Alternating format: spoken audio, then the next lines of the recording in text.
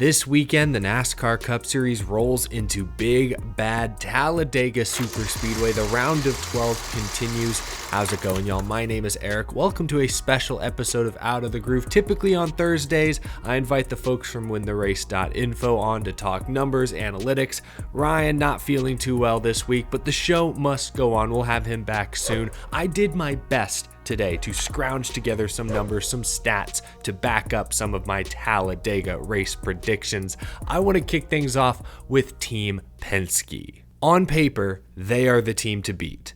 No one has earned more points on drafting tracks this year than Austin Cindric. Joey Logano has led laps in all 5 races, winning at Atlanta. Ryan Blaney, of course, is the defending fall Talladega winner. And shoot, Harrison Burton won at Daytona a few weeks back. Ryan Blaney knows a thing or two about winning at Talladega. Like I said, he won the fall race here. Here was Ryan Blaney talking about the intensity of the Talladega playoff race this past weekend. Obviously, stage points are really important, but the fuel mileage game there now is always tricky. Kind of how you approach that. Try to get some stage points and try to cycle. The intensity level is still high.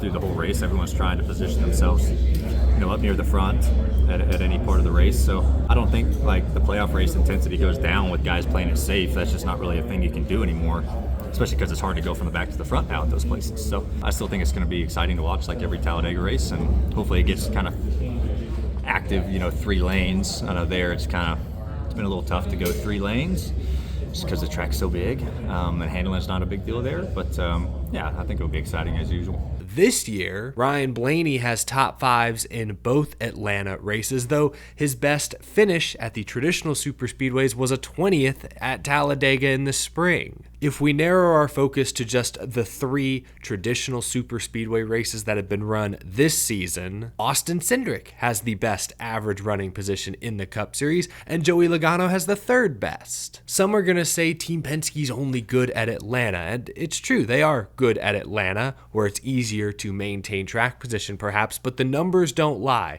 Team Penske has also performed at Talladega and Daytona. They've got to bring their A game this weekend. As you can see, Blaney has a bit of a cushion, but Logano is right on the bubble, and Austin Cindric is currently 12th. A lot of ground he needs to make up. But real quick, I do have to thank our sponsor, Centramatic Wheel Balancers. Family-owned company based here in Texas. It's so simple but works so well. Centramatic's wheel balancers work by centrifugal force, balancing the wheel and tire while they're in motion. Whether it's trucks, campers, RVs, you name it, Centramatic wheel balancers have you covered. They will keep your tires and assembly components lasting as long as possible. Head to Centramatic.com. Link is down in the description below. Find your balance with Centramatic wheel balancers. Trusted for more than 35 years.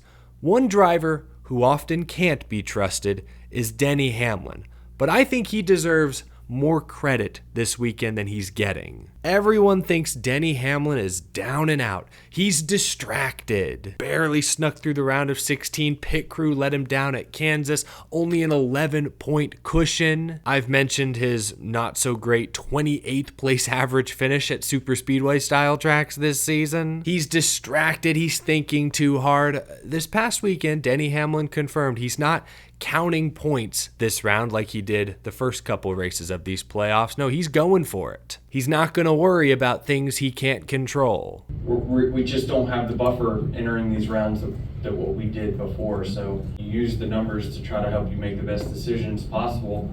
But I think the best avenue for us going forward is just to go all out.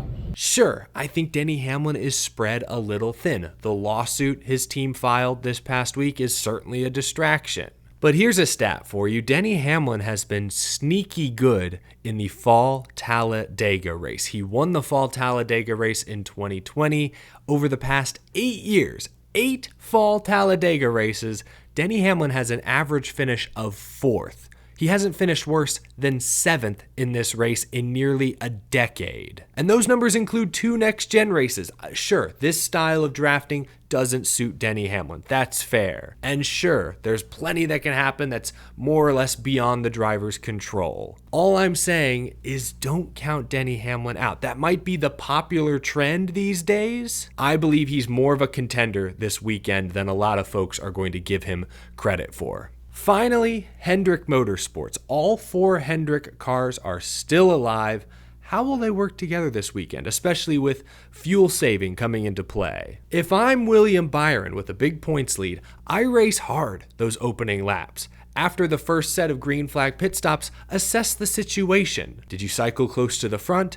How many of your teammates do you have around you or in line? If you're in a good spot, I say go for it. Go get stage points. If you earn 5, 6, 7 points in that opening stage, that takes a lot of the pressure off. Those are points you get to keep, no matter what happens to you the rest of this race.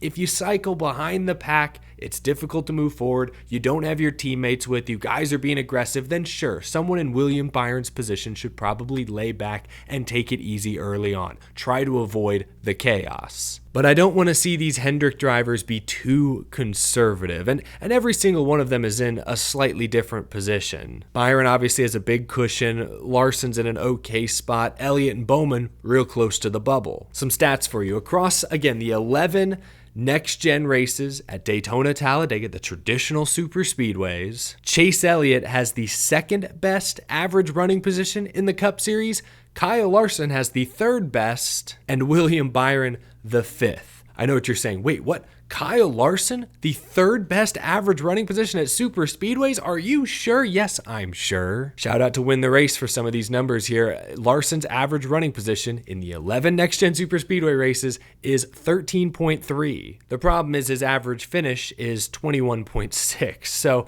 he's often running into trouble late. A lot of that is luck. My strategy, though, for Larson is similar to his teammate William Byron's. Again, Larson is plus 18. I think you race hard out the gate. After those first pit stops, you see how your teammates cycle out. Where do you cycle out? Go from there. I don't want to see these drivers counting points. It didn't work out for Denny Hamlin at Atlanta, and there's strength in numbers here. All 4 Hendrick cars will be fast. All 4 Hendrick drivers know how to race to the front at a track like Talladega. They all have something to race for. I'd be hesitant to just throw in the towel. Stage points are so incredibly valuable. They can be quite the safety net if you collect them early. I'll mention the other 2. Alex Bowman finished 5th at Talladega in the spring. He was, of course, 2nd in the Daytona 500. Missed out on winning the Great American Race by inches. Really, the timing of when the caution was thrown. He should be good. And Chase Elliott, I gave you some stats for him. He is a recent fall Talladega winner, winning this race back in 2022. Talladega is tough to predict. The only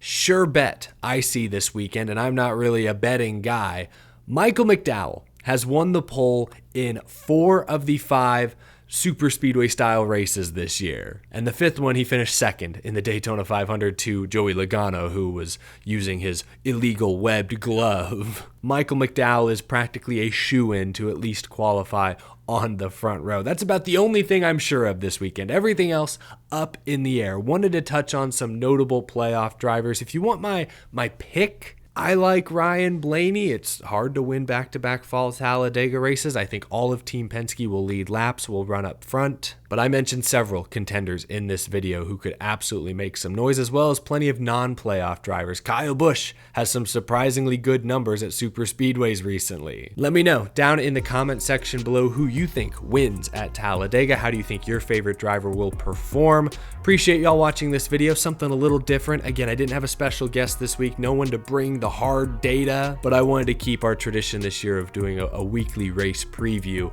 alive. Thanks for tuning in. Have a good one, y'all. I will see you again real soon.